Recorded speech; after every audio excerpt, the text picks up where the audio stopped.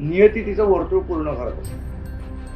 तुम्ही जे पेराल तेच उगवतं. जे राष्ट्रवादीनेच पेरलंय ते राष्ट्रवादीमध्ये उगवतं.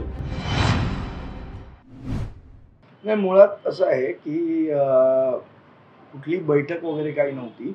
आम्ही सन्माननीय नेते बाळा अंगावकर साहेब, सातपुते साहेब, मी आम्ही सन्माननीय उपमुख्यमंत्री देवेंद्र फडणवीस साहेब यांची फक्त सदिच्छा भेट घ्यायला गेलो होतो.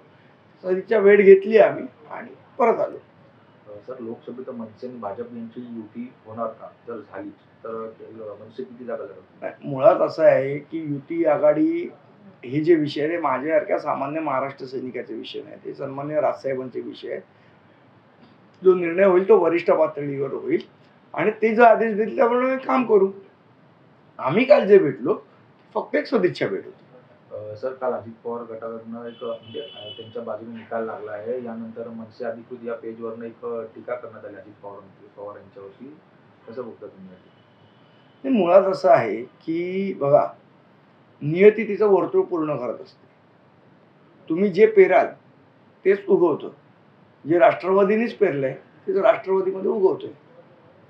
सर, शेवटचा प्रश्न करतो. रश्मी ठाकरे यांच्यानंतर आता शर्मिला ठाकरे देखील राजकारणात सक्रिय झाल्याचं पाहायला मिळत आहे. नाही, असं काही नाही.